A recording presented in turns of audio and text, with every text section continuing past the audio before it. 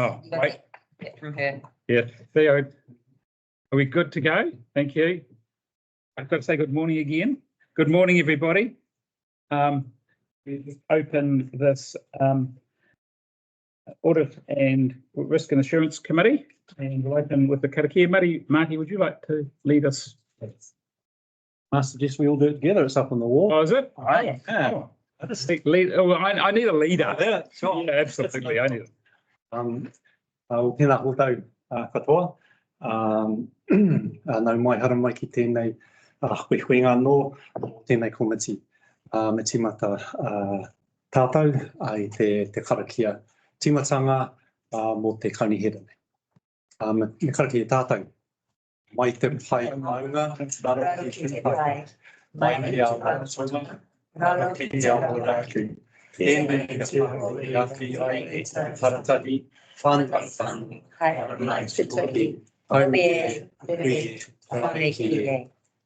Thank you very much. Have we any apologies? No apologies. Are there any conflicts of interest or decisions of the committee? I'd like to clear just that on a water race rate plan. Okay, thank you. Probably no more than, but thank you for declaring that, Marty. Public forum, Chief Executive. We have John Bird from Water Race Committee, who's asked to attend the public forum and speak on behalf of one of the papers that is coming out later in the agenda. Right, thank you, John. You know the rules. Thank you, Philip. Good morning, everyone. So as you will have seen in the agenda, there's a quite important part in that agenda about the water race system. And for some time now, there's been, our meetings have tended to be overtaken with about the costs of running the water race. And thank you, Jeff, for the work you've done recently. It's been outstanding about this. And I'm hoping that it's going to bring it to a conclusion, that we can actually move on. And as Jeff said to me earlier, at a water race committee meeting, talk about water races, not talk about everything else that is important. And finances obviously are important to the water race users, because it's quite a unique system in that, you know, the assets are owned by the water race ratepayers, but the council administers the system for us. And I guess a little quick bit of history, that happened because I don't know how long ago, decades and decades ago, well, at last entry, they decided the water race users couldn't actually administer it and do it themselves efficiently. So it was the council at the time were asked to do it, and it's gone on since that time. I mean, I'm not here to sort of take up a lot of time, but one of the problems that we've had was there was a cost, and you've got it in your allocation here today. Fee under rural water race, the proposed allocations for this current LTP are 2.6% as against the previous allocation of 6%. And that basically on today's cost is going to bring down the cost to about 20% of the income of the water race, the ratepayers. And that's the level that if we can maintain around that, the water race users are happy to live with. And obviously, I understand that it's quite difficult at times to, you know, it's a floating sort of thing, and depends on what costs are coming up on an annual basis. When you do your annual plan, it could vary a little bit in terms of the amount, and I think the water race users recognise that. And I do have two members of our committee here, David Ellis and Jill Eastham. They're elected members onto the water race committee, both farmers. So that 6% cost numbered a huge amount, upwards of $400,000 on what is really quite a small group of ratepayers. And by bringing it back to 2.6, it makes it far more economic for us. And the other question that's been smashed around in the meetings a bit is, okay, so since 2021, when this 6% came in, is that a whole lot of extra money? And there have been one or two on the committee that say they would like to see that money paid back. But I think I have a different approach. And my approach to that is, and I don't know how it would be fitted in, but if in the future there was something that urgently needs doing on the water race system, which is outside our budget and outside keeping an affordable rates level for ratepayers, maybe that could be offset through council budgets, something to actually cover that off. Because it's worked the other way in the past, whereas there was a big culvert up at Carter's line there, or the railway line there, where it seems that the water race users paid for that. And I know probably Marty will disagree, he was on that, but things like that. But my other suggestion is that the deputy chair of our water race committee, John McFadden, is very strong on potentially getting that income reallocated back. But I think, and if I can just read you, I don't know whether there's a small email I got from one of our other elected water race ratepayers, Neil Wadham. He said to John McFadden and Jeff, in response to your recent comments on the corporate services allocation, special thanks to John for bringing to light the overcharging of the water race allocation in the corporate service budget over the past 4 years or so. Thanks also to Jeff for his cooperation and leadership in this matter. I am comfortable with the 20% figure that has been suggested for the water race corporate services budget. I am not totally of the view that the overcharges must be paid back. However, there needs to be sincere acknowledgement by the council of the errors that have occurred and their responsibility for the situation. I also feel that it's very important that some robust process is put in place to ensure this does not happen again. And Neil couldn't attend because of medical reasons. Yeah, so that's just one of our elected representatives commenting. So yeah, that's sort of basically why I'm here. I've had to step in for John because he's away buying bulls in Gisborne. So I spending his last few million. So I drew the last store. So yeah, so if anybody's got any questions of me or yeah, please fire away. Dale, thank you. Thanks, Sorry, sorry, you should. Yeah. I'll have it straight out, don't they? That's the signal of the comeback. That's a signal for the comeback. We've probably still got your name tag somewhere. Just for the benefit of everybody else, what's the rationale for that number 20%? What's that based on? Where did that number come from? Oh, I'm not exactly sure where it comes, Jeff. Was that something that? Well, I mean, we felt comfortable that was a figure that is affordable to the actual ratepayers and overall with the rates they're paying within their actual, their financial ability to pay. Yeah, so I mean, I guess the question is it based on a proportion of council overheads as they are accrued, or is it based on the comfort level of the users? In other words, what they want to pay? Well, I think there's an element of both there, I think, Dale, to be honest. But every meeting for the last 2 or 3 years, this huge corporate services cost has been highlighted and nobody liked it. And so the figure was looked at, and when they looked at a figure that they thought was affordable, it worked out around that 20%. And there was a view they wanted to lock that in as a permanent thing, 20% no matter what. But I know that that's not possible to do. But it's, on this new allocation and where we are today, that works. Mm. So, yeah. So Thank you. Yeah. Thank you. Any other questions of Grace? Thank you. With regards to this issue, you said it's been around for a few years. Has it been brought to audit and risk before or council? Don't think so. I'm not aware of. No. I believe it's been discussed at Water Race Committee and brought to Council, but not audit risk and insurance. Yeah.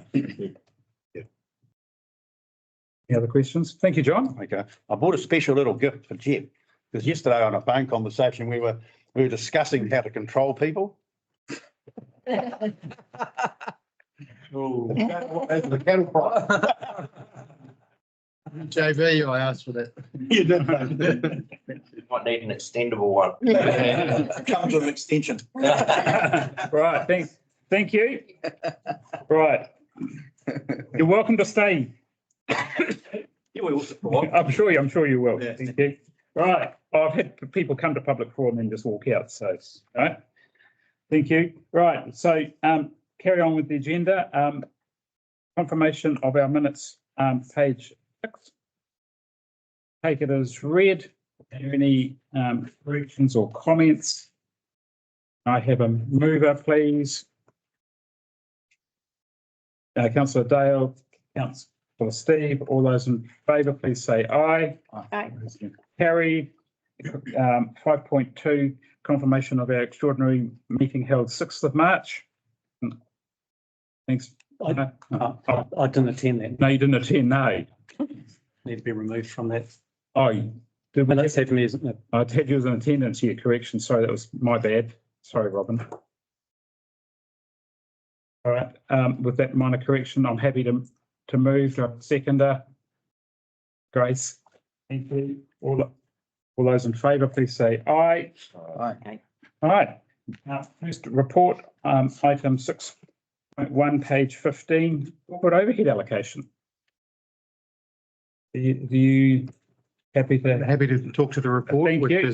has been talked at other committees Yep. for a long period of time.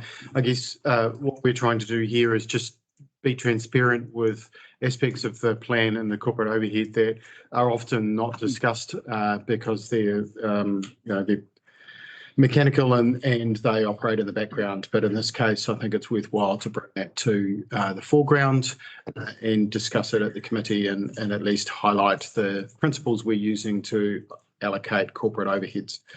So those principles are included in the paper. As is the change from the current LTP allocation model to the new allocation model, and I'm happy to take questions. Thank you. Are there any questions of the chief executive? Marty? Yeah, got a few actually. Well, I'd like to know the principle number 3 about the support cost being allocated. What's the basis for that allocation? So that'll have an underlying principle as well. So I was wondering what that was. We just do one at a time. Sure. Yep. So those direct support costs will be based on the users of those costs. So in the case of the garage, for example, we have costs associated with the garage, and those costs are allocated towards activities that have vehicles or outdoor plant. So activities that don't have vehicles or outdoor plant won't be allocated a share of those costs. And then it is just based on a proportion of total expenditure for that activity. So we sum all of the expenditure and then divide it by in this case, the cost of the garage and share it out accordingly. Same thing will happen with direct support costs that relate to a specific activity. I know we have direct support costs for, say, the regulatory activity, so they will be allocated towards functions that use those support personnel. And they won't be allocated to other functions that don't. So what other options for allocation did you look at for coming up with these, before you came up with these principles? And so the other options we considered were just using expenditure in total. So not trying to finesse the expenditure, but just using gross expenditure of each activity and then allocating a proportion of costs against each activity like that. So we considered 2 models. We didn't think that provided sufficient finesse in terms of the outcome. So we refined that model with taking support costs and allocating those support costs to activities that are just associated with them. And allocations currently on, or previous years have been on headcount? Or allocations on previous years appear to have been based on gross expenditure. And I think the first challenge that we may have is, so we found it difficult to remodel how the previous allocations were done, but it appears to have been done based on gross expenditure, which is why we thought it would, while bringing the principles for this model up to council table or risk and assurance, to at least double check whether or not management are doing it in an appropriate way. so what are the allocation models are used in other councils? We've double checked with consultants supports Tararua Council, so up further up north, and the model was very similar to what we've got. Often they use gross expenditure, and we felt that by adding the 2 lines in front of the gross expenditure, which was the information technology costs, which are really all driven by, because everyone has a laptop, so they will tend to be driven by headcount. We felt by taking those pieces out was a fair reflection and not particularly a great addition in terms of work. So you're satisfied that what drives the overheads is expenditure in those activities, not floor area for rent or headcount fees for, okay. Yep, we could continue to refine and refine and refine, but we got to the point where the allocation that we'd come up with was the most appropriate for what we, our expenditure. So I'm quite happy with a principles-based approach and cascading that as you have. It feels as though this change has been driven by the Water Race Committee requesting a change because they're not happy with what they've ended up with. Just want an assurance that that's not the case, that this has been a review of the principles used for allocation and not because one group or one activity within the council's total activities is driving a change because they're not happy with that result.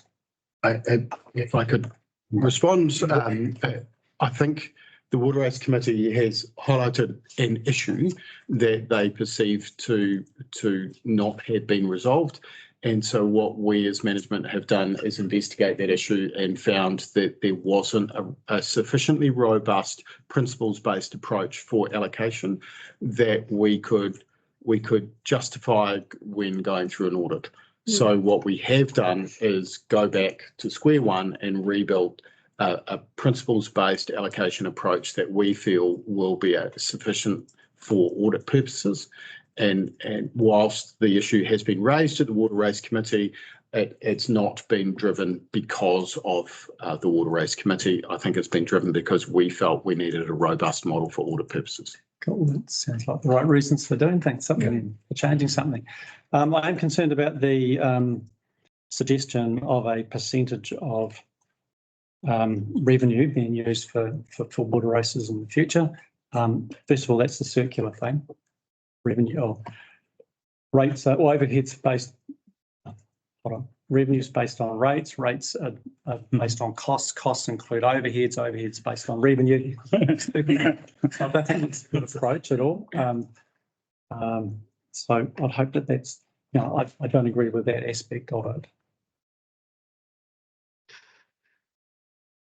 it. Not a question, just Statement. Yep. comments. Comment. Absolutely. Take comments. Yep.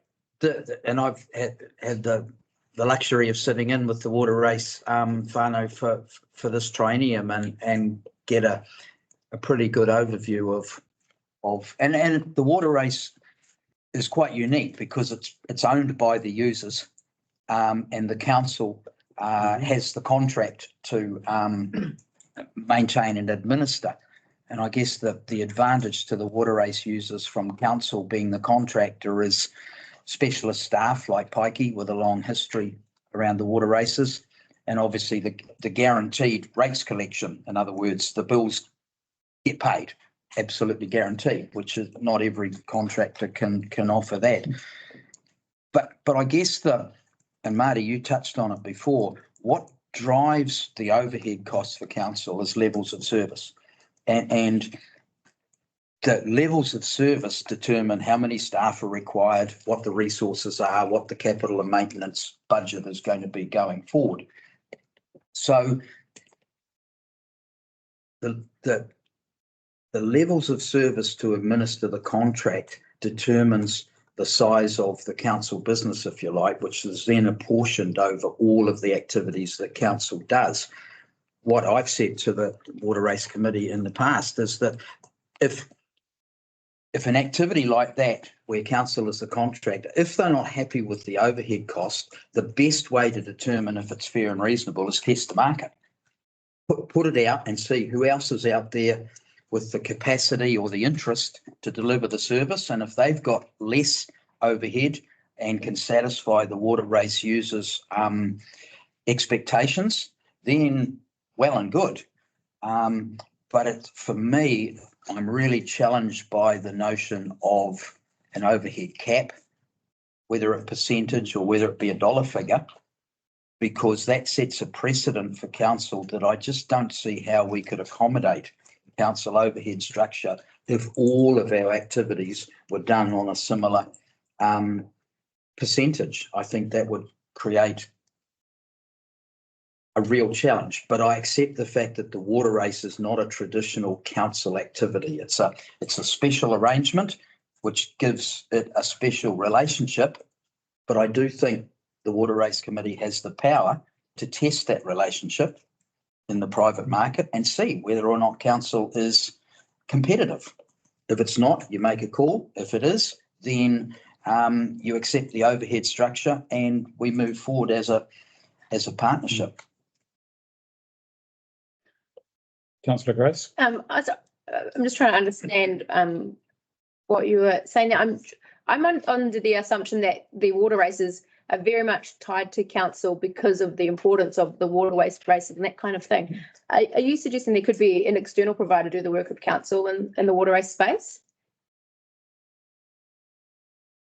The water race network is owned by the users. Yeah. Is it? Yeah. Can I test that? Pardon? Can I test that? Because we've heard it twice so far today. So who owns the water races? May I respond? The water races are owned by the landowners. The consent for the water take. Land is owned by The land is owned by the consents are owned by council for the water take, but the land is owned by the landowners. and the take assets and flue gates and so forth are owned by council. Is correct. Yeah. So the number of assets that are owned by council on the system. Yeah. And it's But the managing of the service to deliver a benefit to the water race users is the primary function. which is no different to the roads that are managed by council.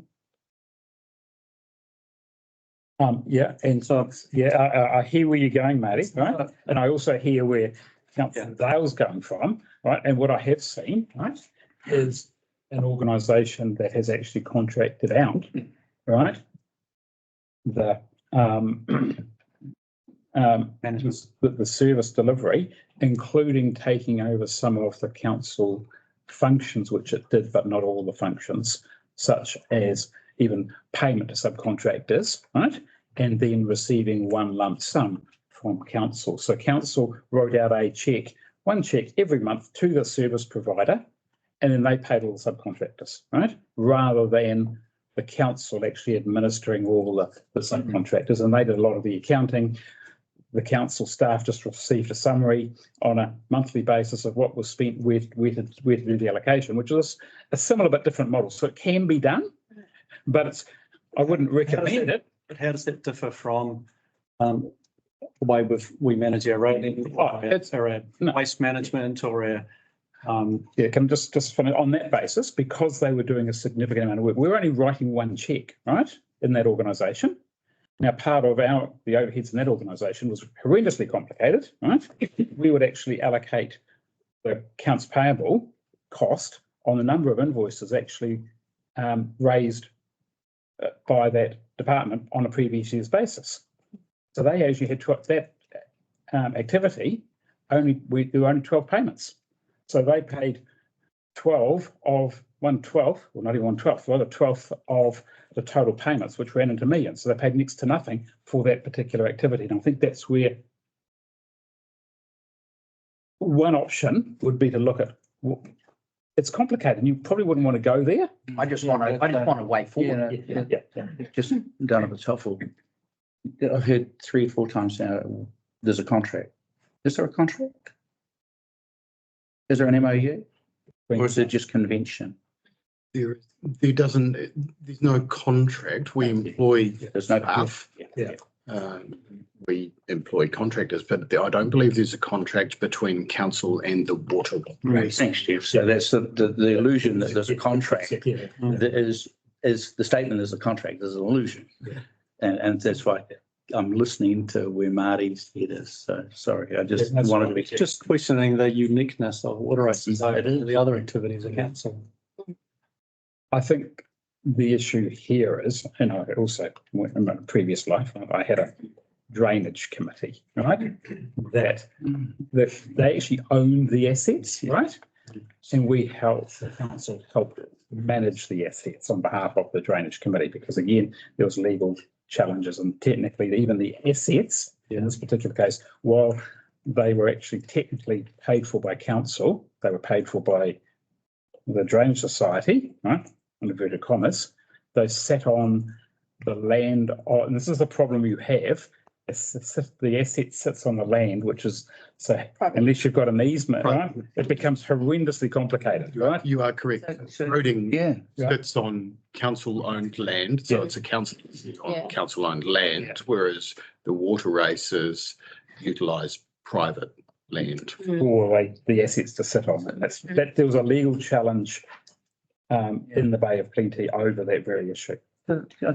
I'll start by applauding management for picking up, the message and trying to find and being bold enough to actually have a look at numbers and looking at a way forward and adopting a principled approach. There's 2 questions I have. Is that if we were to accept a cap of 20%, what does that do to the rest of the numbers in that table? How does that work?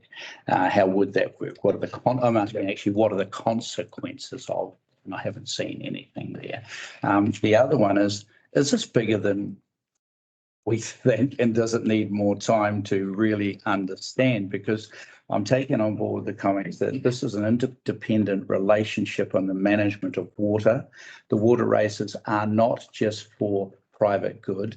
They take, if I go down to Cobden Road and I look at the amount of flooding that goes across the road there when the water race is full, that opening up of that water race, more opening up of a culvert would reduce the level of road flooding, which is a benefit to the road users.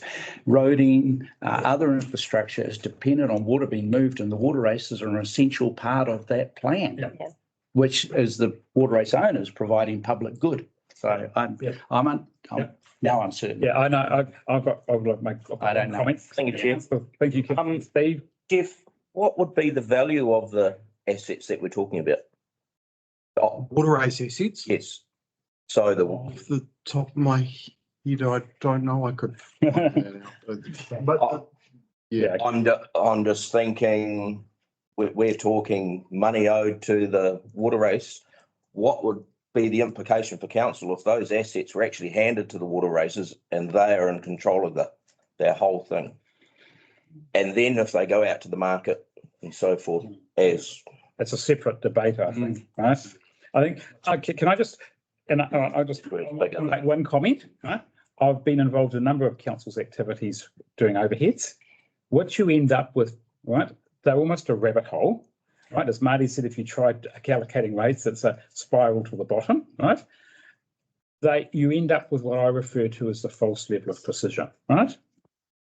And also, Mayor Ron is absolutely 100% right, too, is if you give in inverted commas, right, to allocate less to one activity, it's got to go to another activity. So this requires judgment from council and staff to say is the overall allocation fair?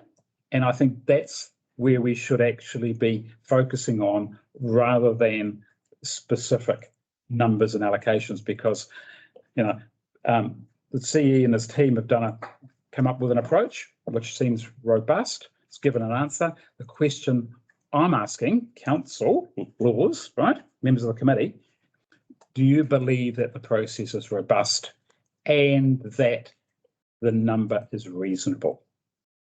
That should be the question, because you can have allocation models till the cows come home, right?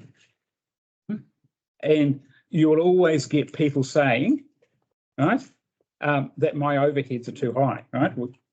And, you know, and I have seen it.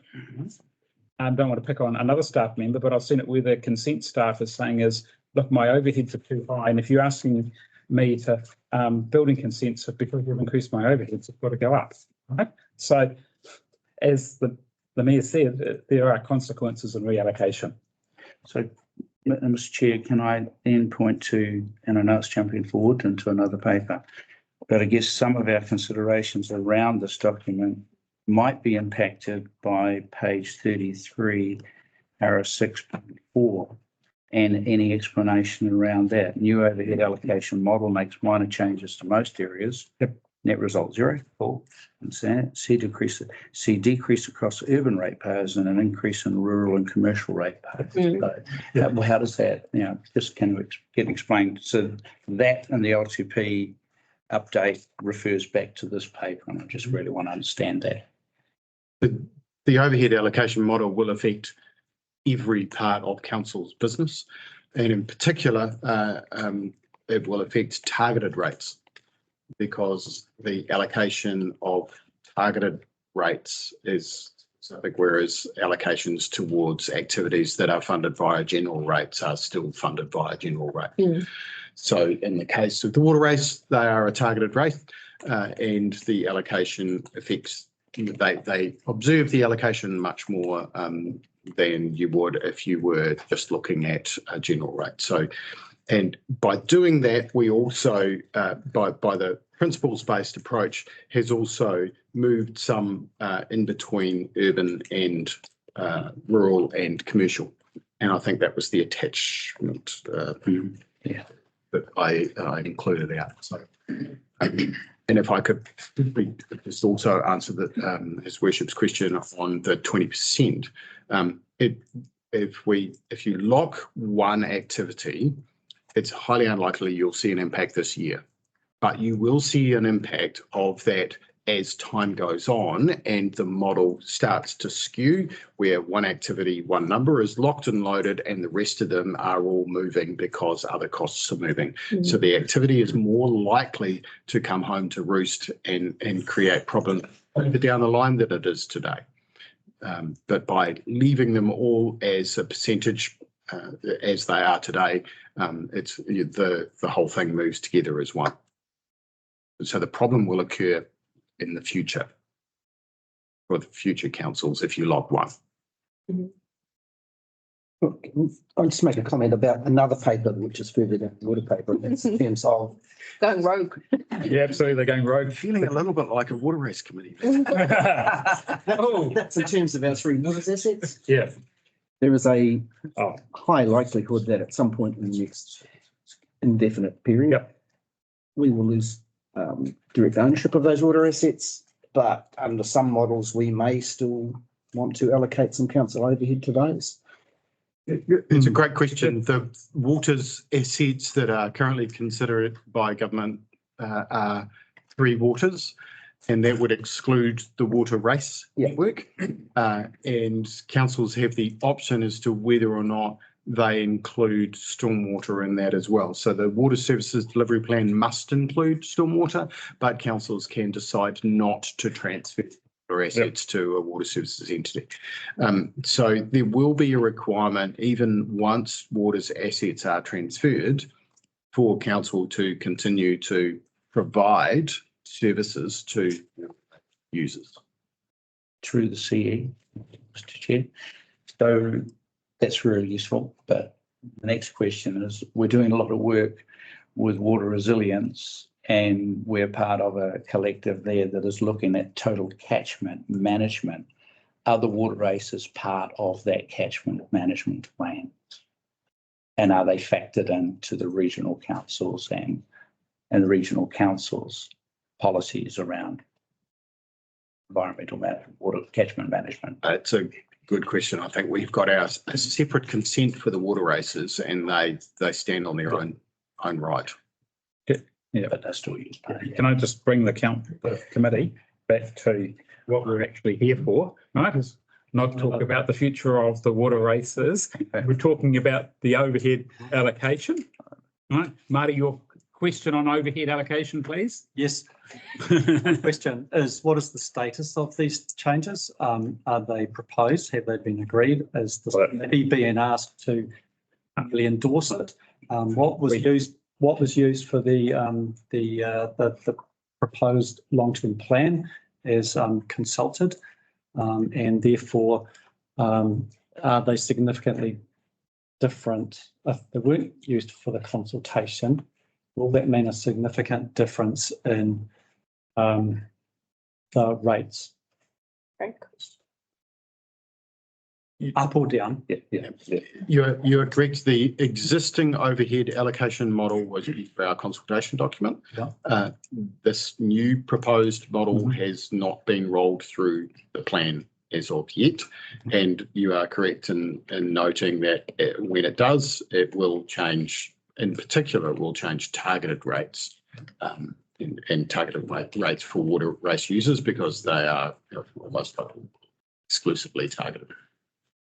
And will that result in a significant change in the rates? No, the overhead allocation model won't change the rates. It will change how rates are calculated at a line by line level, but it shouldn't change the average overall rate. Are any of the targeted rates factors changed in a significant amount? I couldn't answer that off the top of my head. I would be at risk of. Yeah, can I just say we're almost confusing two things here, right? So first of all, the role of that we've been asked for, right, is as the committee, do we believe that the new allocation model is an appropriate way? Point of order. Well, that's what the recommendation. Yeah, no, I know, and we can, a committee can choose not to address a recommendation if it so decides. But my point of order is that I know you're correct to bring us back to point on the recommendation, but it just appears to me that there are wider issues there that are concerning the committee, and I just think that it might well affect the recommendation if that's not teased out a tad. So what have I done wrong by the point? No, you haven't. No, I'm just saying. If I'm asking you to consider that. Yep. So I do have a solution. Yeah.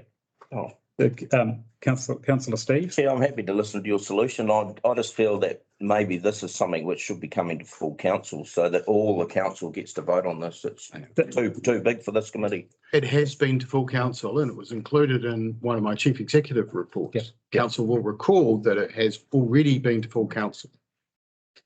Can I speak to the point of order, please? It wasn't a point of order. Yeah. Speak to my comment. Ron's point of order. Well, so you're saying that. Is there, isn't it? Okay, can I speak to what the issue that's been raised by me? Yes, you may, but I'm really conscious of time, right? And I'm also conscious that I do have a potential solution, which I think resolves everybody's concern, but I'm not allowed to speak because you want to speak first. So away you go, Marty. Okay. All right. The reason I asked those questions about significant changes in targeted rates is it's towards the recommendation that the change in overheads be used for 24-34 long-term plan. Yes. If these changes in overheads result in significant change in the rates for 24-25, then that may mean that it shouldn't be endorsed at this stage. Can I? Right. So, right, where I was trying to get to. Sorry, what's the saying is what we should be considering is, do we believe that these overheads are more robust than the other? And if we do, then we make a recommendation that council then considers the impacts of those changes as part of the LTP deliberations. That then becomes a council decision rather than us debating now, which we've got no ability to debate, the impacts of these on the changes, because there could well be other changes to the targeted rates and other things which counter that, there's always, with any annual plan LTP, there's always swings and roundabouts, and that's not I'm trying to focus on the issue here rather than the immediate consequences. All right, that's what I was trying to get to. Do you comment from staff? We reviewed the overhead allocation in January, and we went to a workshop of councillors in February, the model and the methodology. It came to council on paper and was agreed in the chief executive's report and accepted. And the model of the overhead allocation is part of reviewing LTP, and that model is in the current numbers. So that model, which came to council in March, was also included in consultation. Okay, so it was, I apologise, I had that wrong. Just to clarify, and that model. So it was consulted. It was consulted on? Was Okay. the consultation. Okay. Thank you. Thank you. All right, so I suppose the point is, Mr. Chair, is that we sort of dropped into the water race part of it and how Yes. that applies. Correct. It's actually the overhead allocation, Correct. all activities. So it's Correct. bigger than that Yes. one example, if you like. Thank you. Right, so are there any more questions or comment? Now, noting that we now go to the recommendation when we receive the report. And I suggest that the committee endorses the 4 principles that are used in the overhead allocation, right? And if there are any changes as a result of updated costs, that is considered by full council. That would be what, that's because as you've got, unless you're actually fixing the overheads as part of the draft, there will be changes as a result of costs. Therefore, the overheads will have to be recalculated. But that's a council decision, not a committee decision. Everyone comfortable with that? Jeff, are you comfortable with? I think that's why I referred to principles. Yes, yeah. The agreement of the principles, because the numbers will move as budgets move. I'm just trying to take into the resolution what's been said around the table. So I'm happy to move it. Do I have a seconder? Thank you, Marty. All those in favour, please say aye. Aye. It's carried.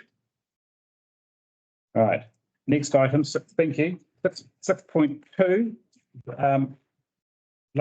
local water done well report, page 19 onwards.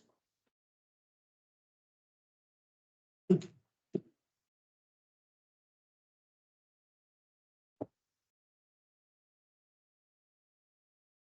morning, everyone. Good morning. Morning.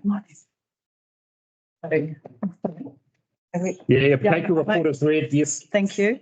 Thank you, Mr. Chair.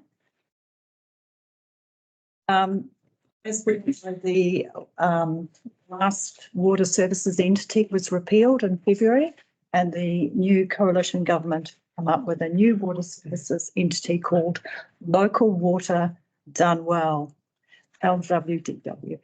So this is of medium significance to council and probably more in the future. So just a bit of background, assuming you have all read the paper, but under the new government's policy, within a year, councils must develop a plan to transition to a new model. So that's quite a bit of work to ascertain what's involved and what that plan will look like. The Wellington region have developed started to develop a delivery plan that includes all of the councils listed, and then there's been governance structure set up around that. The legislation is the second bill, the May reading is due shortly, and then towards the end of the year, there will be the third bill to determine more of the requirements of that. We've discussed this before. There are 3 options before us as council: a joint Wellington regional plan, a combined Wairarapa plan, or Carterton do a single plan on their own. So those are the three options. Each option has its risks and challenges. And at the moment, we are working through some of those options and what it really does involve and what's required. In terms of timing, we're currently in the setting up phase to determine what the requirements are, which is basically the concept model, and then we'll move into further stages around engagement and delivery plans and then establishment of those plans next year. Some of the risks and financial considerations that are facing councils around the country is really the lack of investment in water services and how that impacts the outcome of this new model. And as we know, some councils have not been able to replace some of their water assets. So one of the considerations is whether a new model will deliver better services or cost more to the ratepayer. All of these things are on the table for us to consider. Jeff and I recently attended a Taitura conference on CCOs, which is the Controlled Council Organisation. And it was really interesting to see that Watercare were at that presentation and they had just announced their new CCO model. But one of the things that was apparent in that discussion is that Watercare's model doesn't suit Wellington's model. There are big differences. So whilst it was fascinating, it doesn't apply. Our funding arrangements are through LGFA and Watercare have their own external funding and their own debt arrangements. So the two are really not comparable and their structure is very different. So I guess I bring this paper to the table just for information, just to keep you informed. It is a very fast moving process. There are lots of meetings. There's lots of different groups set up to work through some of these options. And some of us are participating as much as we can in some of these groups. And in particular, the Wellington Regional Group is in person only. And so we're kind of coattailing on the back of some of their suggestions and trying to become part of a bigger model that we can understand the complexities of. Okay. Thank you. Questions? Councillor Grace? Do we have any understanding of what Masterton and South Wye are thinking at this point? At both levels. I can answer that a little. My feedback from Masterton and South Wye is they considered, or they have started looking at a joint Wairarapa model. They are also looking, as we are, they're participating in the Wellington region model. The initial work on the joint Wairarapa model, I believe, has been completed, but it's highlighted the challenges with financial sustainability, particularly with South Wairarapa's non-compliance, a number of non-compliant treatment plants. So at this stage, all options remain on the table for South Wairarapa and Masterton, and we continue to participate in the Wellington, which, if I were to say if I were to pick one which is currently in the lead, I'd say the Wellington model was probably the one that tends to solve more challenges and meet the legislation for the Wairarapa. Thank you. Question and a comment. I'll do a comment first. So at two levels, there's written the governance level.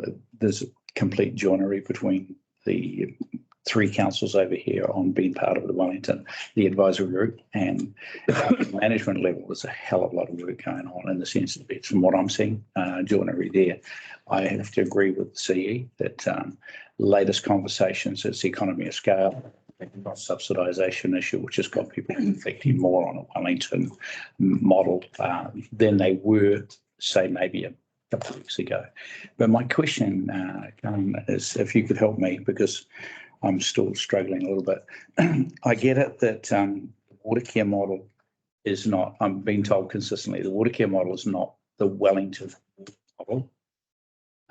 We're having the conversations around CCOs and COCs. And can you just explain to me, because I'm a bit slow on this, I thought Wellington Water was like a CCO corporate entity set up and that potentially it could borrow and had its own asset base and it could borrow a bit. that's not the case. Could you explain to me what is the difference between the water care model and the Wellington water model that makes it the Auckland solution impossible for us to enjoy? Yep. Sure. Thank you, Your Worship. Watercare has its own credit rating and issues its own debt into the market. The Wellington Region Councils use local government funding agency to borrow from. And the local government funding agency has a requirement when it lends to councils that the council must guarantee any debt for a CCO in the event that CCO fails. So that guarantee is the current sticking point because the government is attempting to financially separate water assets and water revenues and water debt from the council.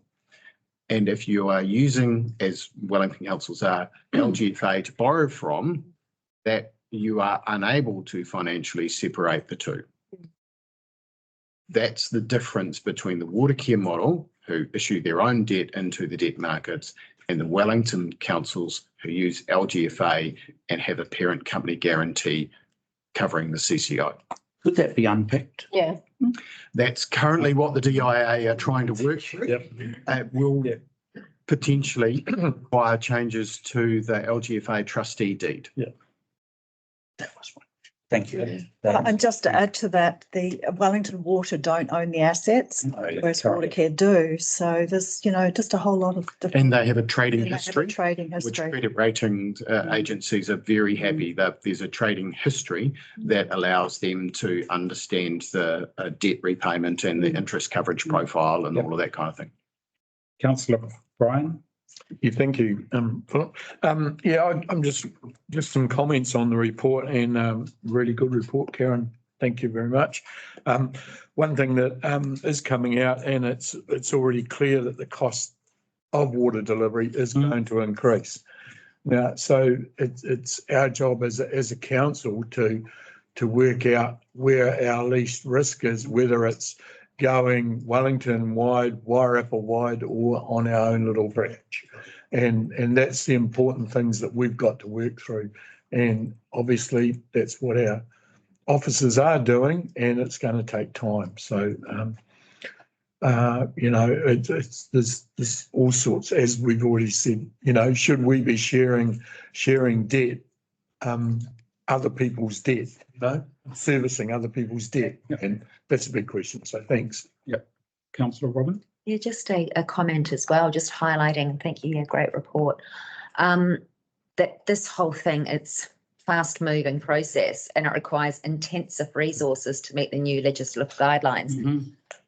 Those intensive resources for us as a very small council is predominantly our staff time meeting these fast moving new legislative, it's just yet again another thing that has been shoved down our throats that we have got no control over by central government. So, right, if I can just follow up on your question, right? The follow-up question that I have is what additional resources are you going to need, Mr. Chief Executive, to meet this new requirement? Or what does it mean for the council in terms of you can't get more additional resources? Because previously when there's been requirements, they've provided some money to help. So what are you either going to need to acquire or what stops as a result of this work? Overhead costs, that's. This overhead allocation, no. I think it's a really valid question. What we are benefiting from is leveraging on the coattails of the Wellington Region model. They are doing a great deal of work around governance, IT, entity structure, debt, service model delivery, financial sustainability, economics. So leveraging everything that we can from the Wellington Region model is our first port of call. And thereafter, we look to leverage our own internal staff, and we will potentially, if we have a small amount of transition funding left, which we will reallocate towards this project and probably use towards the end of the project when we need external resources to sense check, double check or validate reports and recommendations that we wish to consider before council. So having an independent advice come through and double check that before we go to public consultation is we were thinking we'll spend that money. Question for Steve. Bearing that in mind, because I think our allocation, our initial funding is what, about 9,000, 8,000? For up to the end of August, our cost to participate in Wellington is about $9,000. Yeah, okay, so our raw costs are 9,000 to be in the tent. And what you're suggesting is that there are other costs of staff time and everything, which is providing that technical management input in there. So if we are looking at using more staff time, diverting it over there, and potentially, and I don't know if we have, employing someone else to assist with that work, would we be more prudent to use, would council, not this committee, would council be more prudent to use better off funding that's sitting there for that purpose, it being water, and it being fitting within the principles of using what is essentially Three Waters money for water related costs that are Three Waters? Would we be prudent? Would council be prudent to utilise that money for that purpose? It would fit within the guidance of DIA on reallocation of better off funding. Thank you. Okay. Sorry. And just on that point, I would imagine there would be pressure from all the councils for more money for transitional funding. Correct. There is not enough to do. So the council has got 600,000 sitting there. 20. No. What's the better good for? What's the better? Got 520. and we've used some of that, so we We don't use some. much. So I would imagine all councils will go back to DIA and give us more. Yeah. Okay. Because that was for the last water services then? Yes, I know. It's not for the new one? I know, but it's supposed prudence. Yeah, back to risks. Thank you. You've mentioned the DIA is concerned about the risk of orphan councils because challenges for some councils. Are any councils in the Wellington, Wairarapa, Horowhenua region considered to be orphan unattractive partners? Sounds like a dating game, doesn't it? I'd like to possibly comment. Yeah. I know. Really concerns that have arisen. So I know Carterton wouldn't be considered an unattractive partner. We have relatively low debt. We have allocation of 90% of targeted 90% of costs for water and water services against targeted water rates. We have smart water meters. We have water billing. We've managed both our demand through smart water meters and our supply through the addition of our Lutra plan, which looks at our water supply out to about 2043. So in terms of Carterton, which is the piece we can control, we're in a really good position. I'm not convinced that we would have the same conversation across the entire Wairarapa, and that does lead to challenges. So I think the conversation then becomes one of scale. So comparing risk, level of risk, is there an advantage of being tied to an orphan entity? I think there could potentially be an advantage taking on an unattractive neighbour in the event there is additional funding provided for the partner to do that. Yeah. I think where there is no additional funding, there is significant risk, as the members point out, that on taking on that debt and then sharing the cost of that debt with current ratepayers. Any other questions? I've got one, and I've got a couple of comments. To me is, can you just explain the August opt-out date and when the next opt-out in the terms of the contract that's attached? What are the triggers for the opt-out process? I could do that. I was looking at that last night. So the August opt-out date is the first end of phase one for the Wellington region, when they will have a high-level concept view of what it is they are proposing, and that will come back to each of the councils to consider a continuation with that. It will also come back with an additional budget request for funding the phase 2 and phase 3. So we have that opportunity to opt out in August. Unfortunately, our council meeting is in late July. So we will need as a council to figure out how we manage that process, because I don't think there will be sufficient information for our council meeting in late July for us to make a decision on continuation with Wellington Water. So then beyond that, phase 2 will kick in, and there will be again the option for councils to step off the process at the end of phase 2, and then once we're into phase 3, I think it's there's no further options to step out. Sorry, You got just one question following off what Jeff said. With regards to community engagement requirements, I see on page 22. At what point would that kick in? Would that be before the getting off phase 1 August sort of date, or what is there going to be a bit more? I'm expecting they'll be included in the legislation. Right. And so we're waiting for the legislation to clarify community engagement. Some councils do have challenges, and so I know, for example, in the Wellington region, Kapiti have a requirement for a referendum to do with anything with regards to water, so they need the legislation to actually deal with the challenges around that. So I'm waiting on the legislation to deal with the community consultation. I've got a couple of a request and some information which might be of interest to the committee.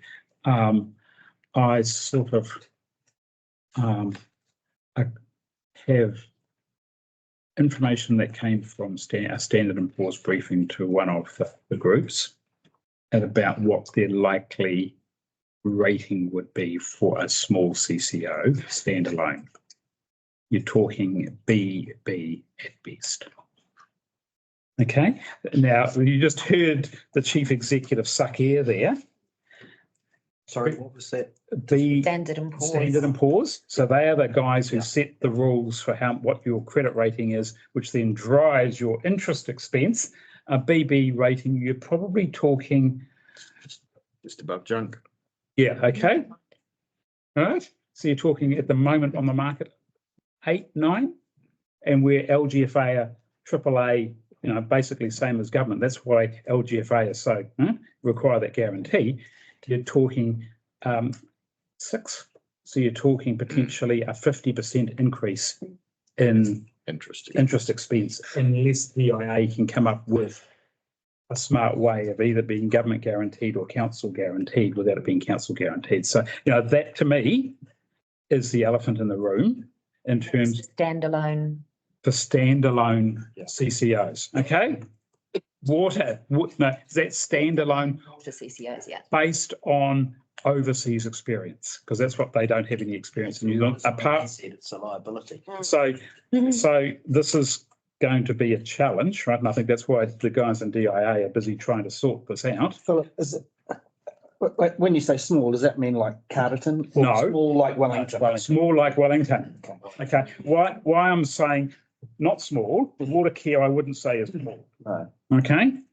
Water care, I don't know what, but they've got some track record, they've got a whole lot of systems and processes, right? And as Karen talked about, in terms of the update, was that because water care is different, they've got that trading history, right? So that's one of the issues so how the government, whoever, actually overcome that problem, because I think that's a serious problem, right?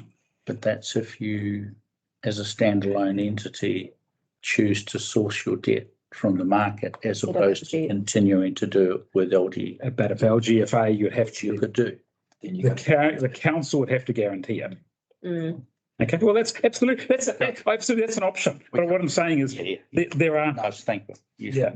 I mean, I think now I don't want to sort of preempt the August agenda, Mr. Chief Executive, right? But I think the August agenda is going to have I really want to be, a really robust consideration of what are the risks that you have identified to date, bearing in mind, right, that we don't know what all the risks are. Because, and my only other comment I'm going to make is, and it wasn't my, and Mayor Ron might endorse or criticise the comment. Rush legislation is generally poor legislation.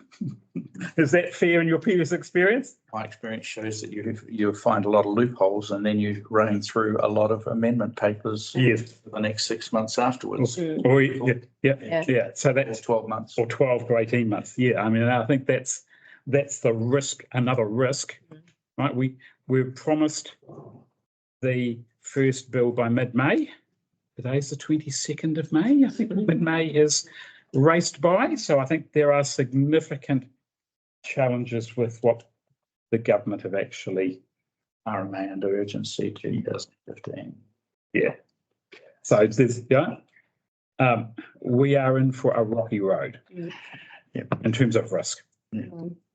Maybe.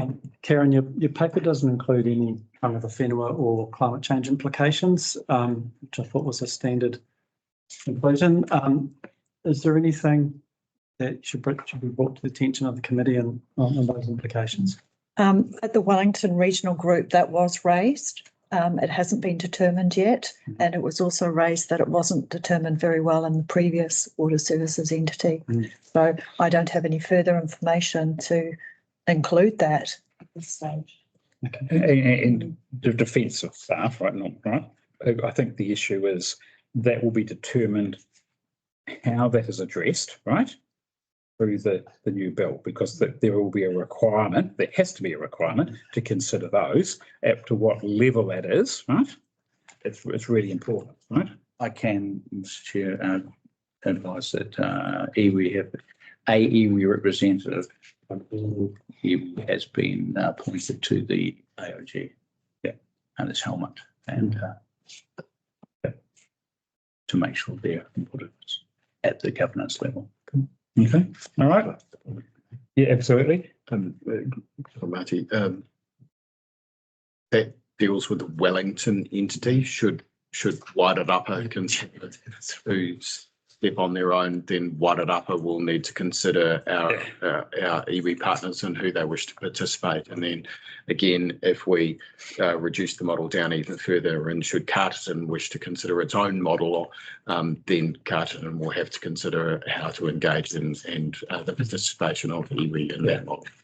And experience would suggest that engagement is really important to be successful. I think it's information because we're only receiving the report, but thanks for bringing that to our attention, Marty. Okay, right. So we've got any further questions? We've got a recommendation that we receive the report. Do I have a mover? Councillor Dale, seconded Mayor Ron. All those in favour, please say aye. Next item, 6.3 long-term update, page 32.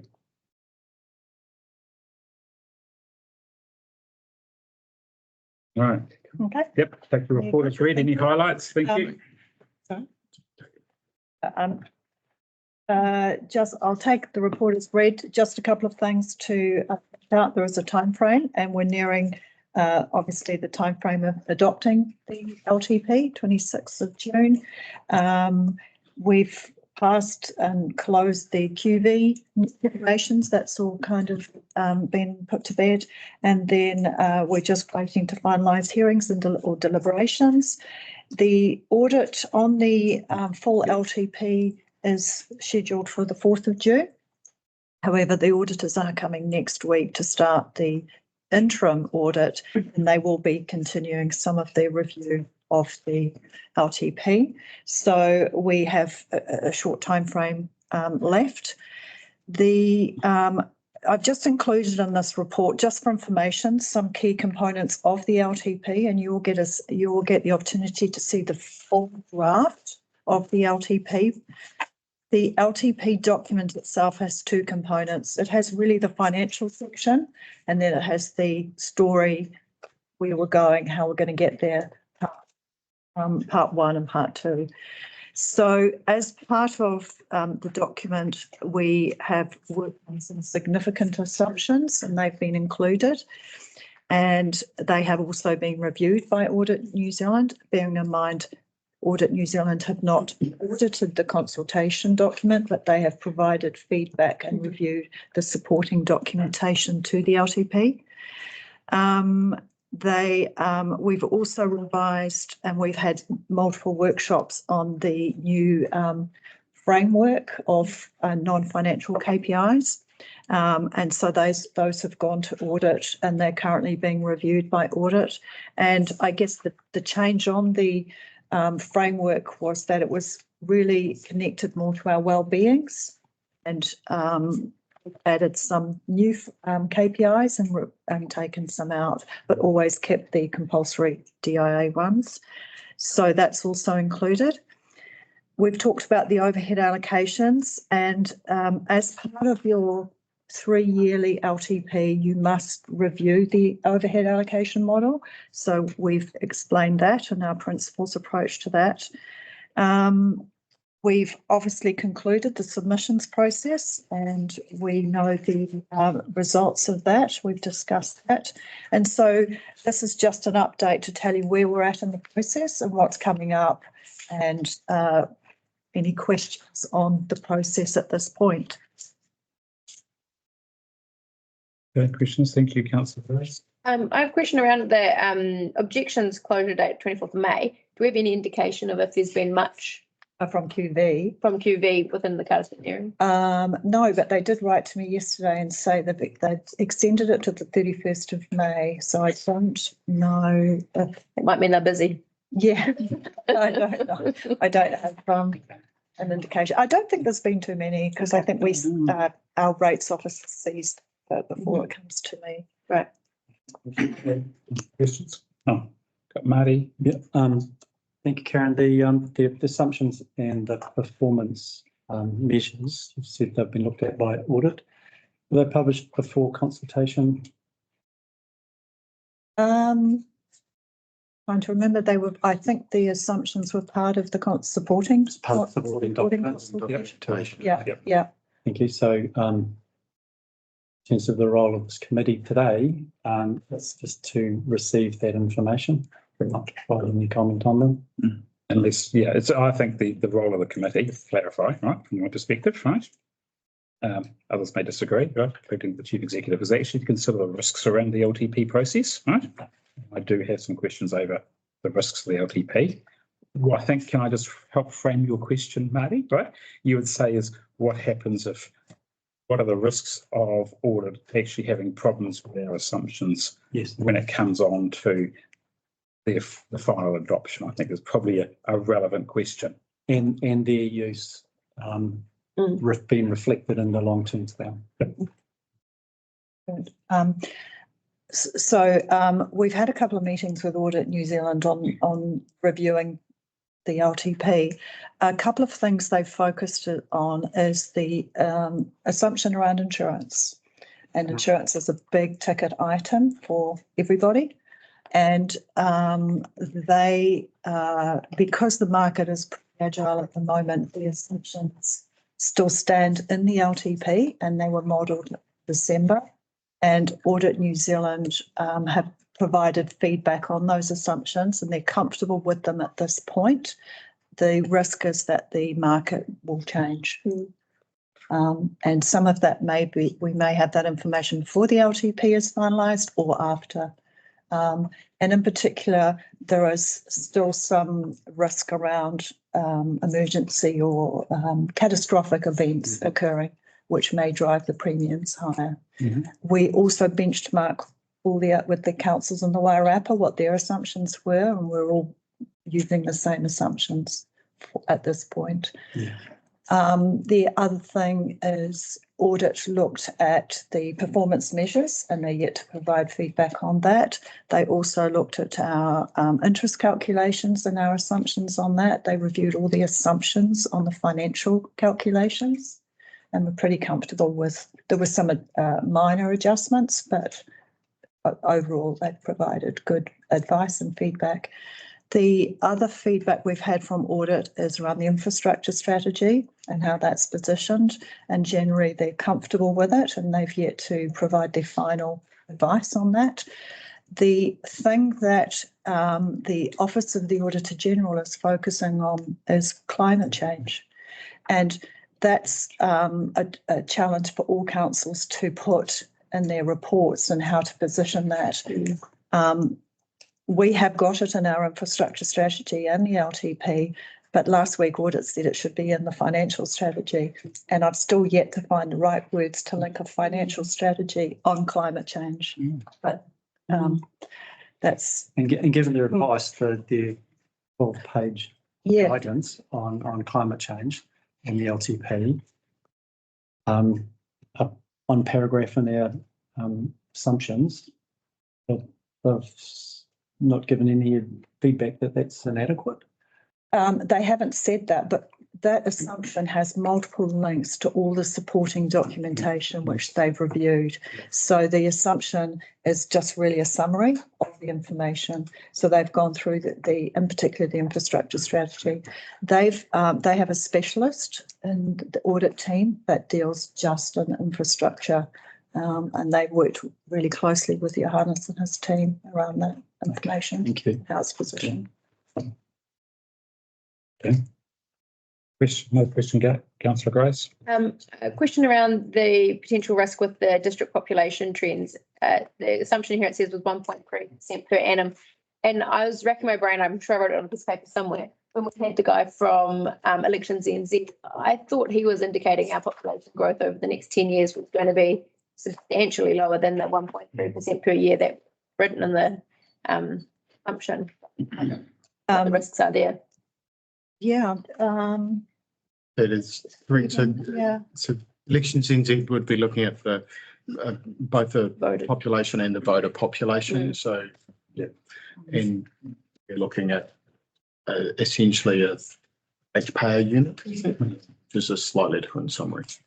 The point on that, Audit New Zealand did review that assumption quite closely. Yeah. The evidence that we provided for that, they did question, and I had it a bit higher initially, and they've reduced it down. Okay. So they've since signed up on that assumption and the evidence to support that. The growth assumption in the LTP was 0.5% per. That's on the rating database. This is on the population. It's 1.3. Right. And I think it's. I thought he'd said 0 point something across 10 years, which sounded quite significantly different to 1.3 each year. 0.6. Yeah. Yeah. Our assumption has come from Stats New Zealand. Yeah. And that's the guidance we should use out. And the other councils I think are at a similar rates too. Yeah. And again, a lot of this work we benchmark to the other two councils just for some comfort on those assumptions. Okay. Are our stats around our numbers around consents and permits and building movement helpful and us sort of? That was the 0.5% that we've incorporated into the plan that reflects the change in rateable properties. Yeah, sure. Okay. Yeah. Sorry. Keep going. No, I've got a couple. Yeah. The assumption around interest rates, assumption is 3.8%. Is that still valid? That seems nice. That's a nice number. It is still valid as an assumption. However, Audit New Zealand may determine when they do their full audit that may need adjusting. Yeah. So that could be a further adjustment to the LTP. Yeah. And is that number, do we get to that number based off all the different interest rates that we pay across, and that's sort of an average? And we use our GFA to give us that benchmark. Okay. Yeah. Thank you. So you've got some fixed bonds too that actually lower the rates. Right. So that's why it's lower than the current one, right? There was some smart dealings done a wee while ago. Okay, which puts council in a good position. Great. Thank you. Okay. Any other? I've just got a comment on insurance. Yep. Very top of mind, just received an insurance renewal on one of our vehicles. Yeah. It has gone up a third from last year. So 30%, just over 30% increase from last year to this year on insurance on a vehicle. So, I know how much that's had our pocket, let alone councillors. Yes. And just on insurance, I meet with fellow independent chairs. One of my fellow independent chairs, his house insurance went up 68%. question, yeah, again, risk and so thinking insurance, and I am aware that there are a number of businesses around the Karakia district who have all just been advised of their new rates, and they are massive increases, which tells me that ours could well be the same for council. So is there a risk that we deliberate, we come up with a number that we think is palatable only to get hit by the uncontrolled and increase in the insurance, which change the setting that council finally signs off on upwards? Indeed. Yep. Indeed. Sort of need Yeah, it's a to risk. keep that firmly in mind.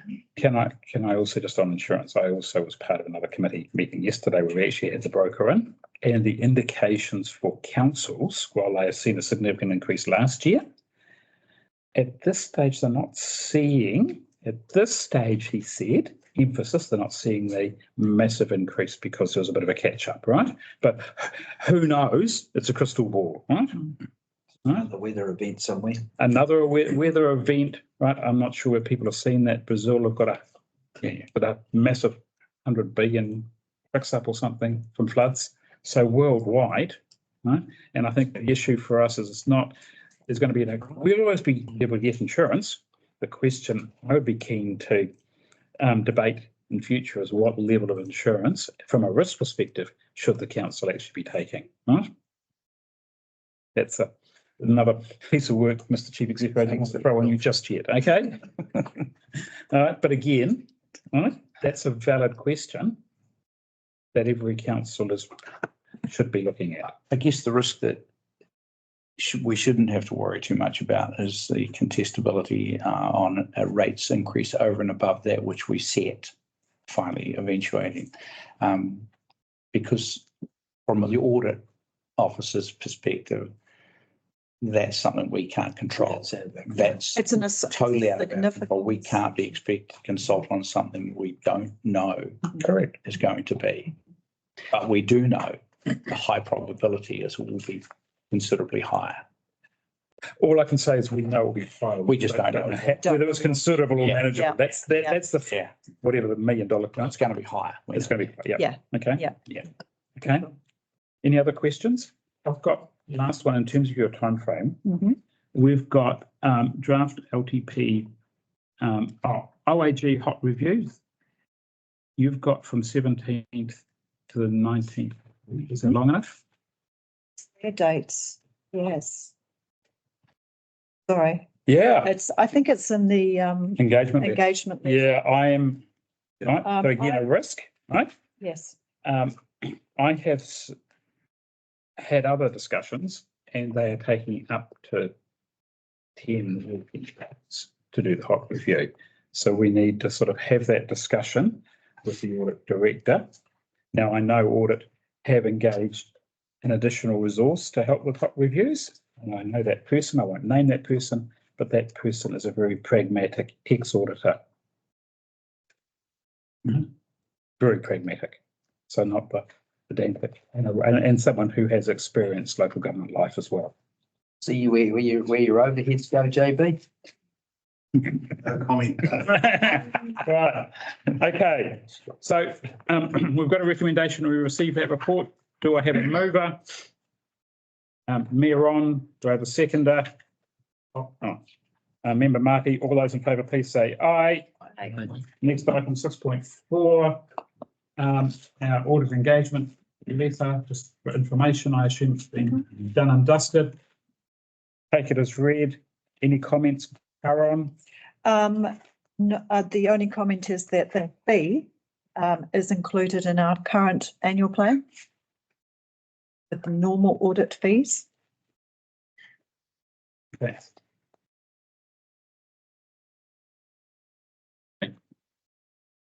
Any questions? No questions. Do I have a mover for the recommendation, please? Councillor Dale, seconder. I'll second. Any further discussion? All those in favour, please say aye. Aye. That is against carried. Can I have a mover to move into public excluded? Thank you, John. Nice to see you. Thank you very much. Thank you, everybody. Cheers, John. Thanks, Jamie. Cheers, John.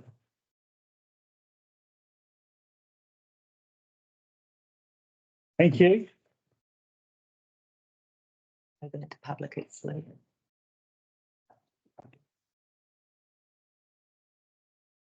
I will be good and wait for the green light from Robin. The other Robin.